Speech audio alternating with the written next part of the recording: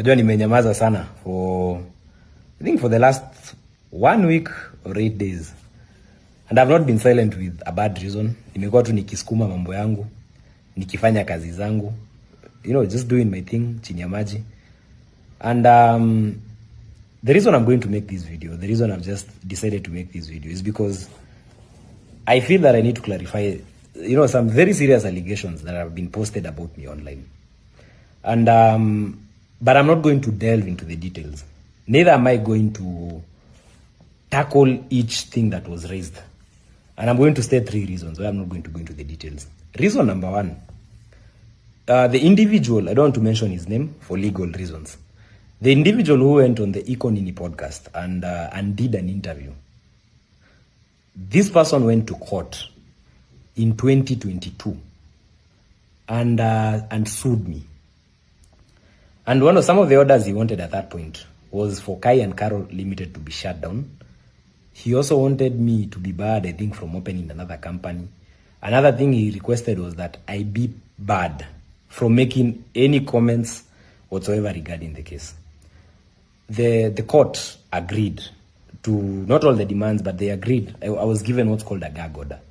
So I cannot discuss the particulars of the case. I cannot go into the details. I cannot respond. This is not because I wanted it to be that way. I would have wanted to do a full-blown interview, nipeane version yangu, but I can't because there's a court order. I also want to further state that I once did mention about that case on Twitter, and I was served with a contempt order. Nilipelekwa before, I actually had to plead. I went, I apologized to the court. I think it was Lady Justice Asnath Ongeri who's handling the case. I went, I pleaded before her, I took responsibility, I apologized to the court, and I said I was not going to make any reference to the parties that had sued me or the parties who brought the court. Na mimi nikajua kama mambo iko koti, we filed our response. The same allegations were raised in court. My lawyer filed a response. We put everything there, and the matter is in court. We are waiting for a hearing date to be set, which I will communicate. The second thing I will state is that a lot of things have been said. But you know what? My reputation speaks for itself.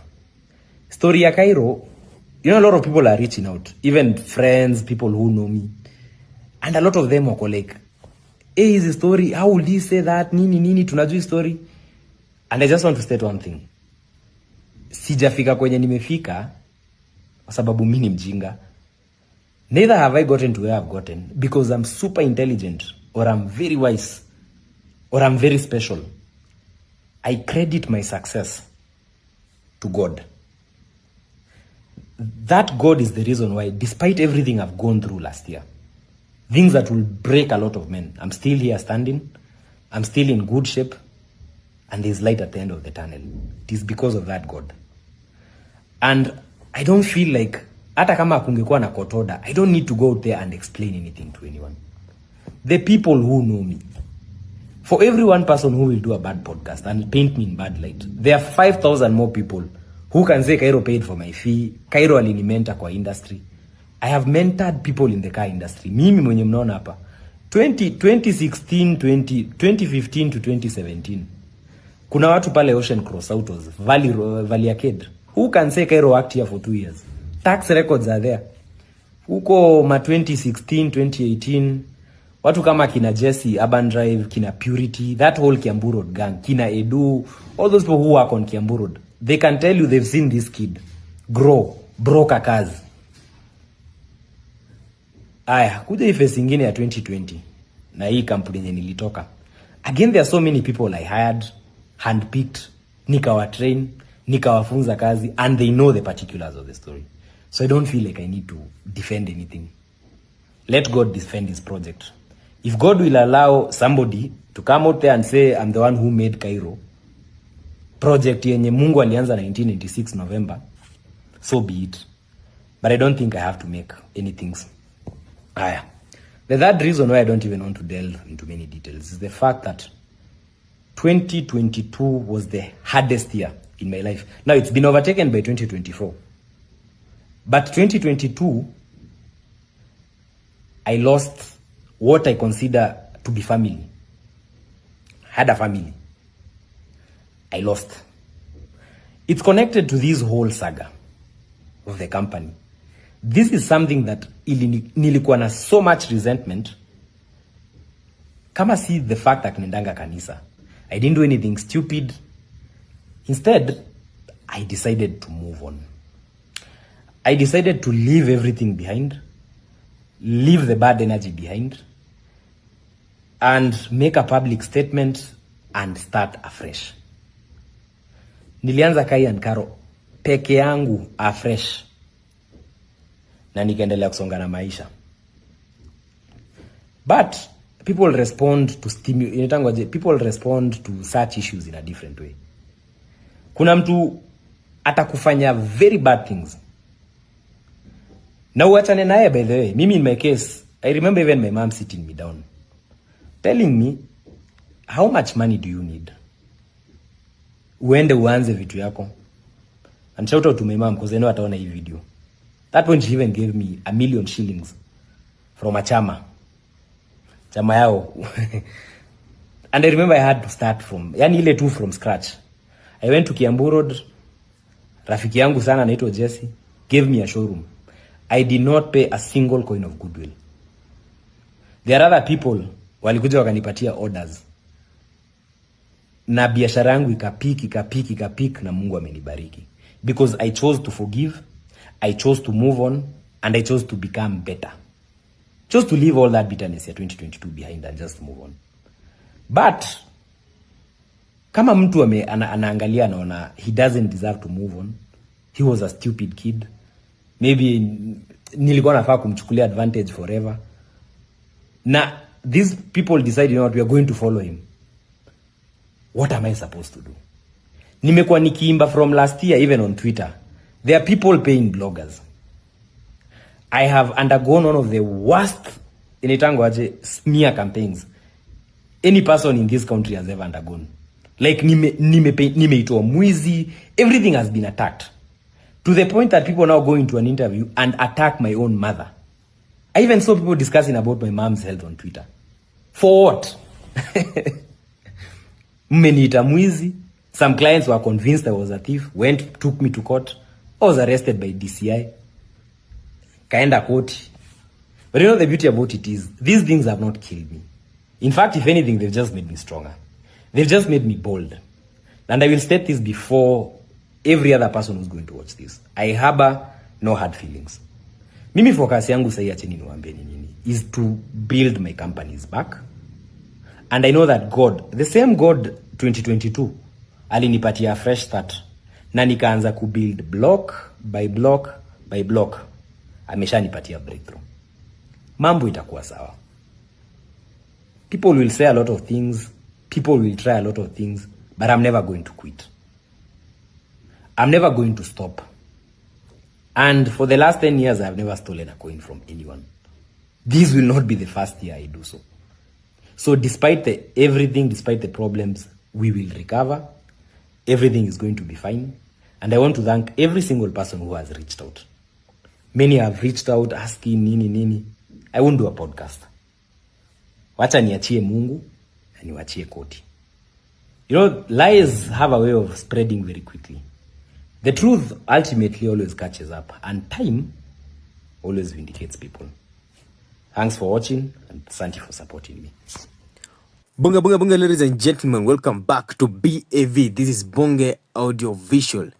Yeah, so today we're going to talk about the story of Kalif Kairos and about this particular story. And after watching that video, you will get to understand the reason as to why Kalif Kairo had to fight back, or rather had to clap back, after Clement Kinuthia, his former business partner, made various accusations against Kalif Kairo. So, welcome to BAV, where the truth gets uncovered and no sugarcoating. And today we have another case of the speak now and delete later. And this time, it's Kalif Kairo responding to his ex-business partner, Clement Kinuthia. And the question of the day is, but what did he say that made him wipe it off? Wipe it off the internet so fast? So let's go into it.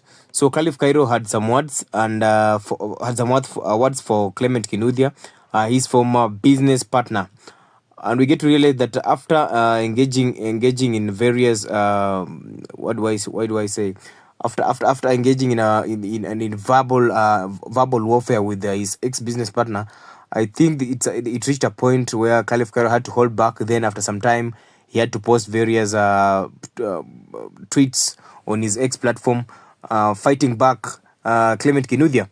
And clearly, this wasn't just business. You get, it was personal because the way Cairo came in hot, you could tell he wasn't holding back. But here's a twist: before the internet could fully digest his response, he deleted them. So now, and why would he do that?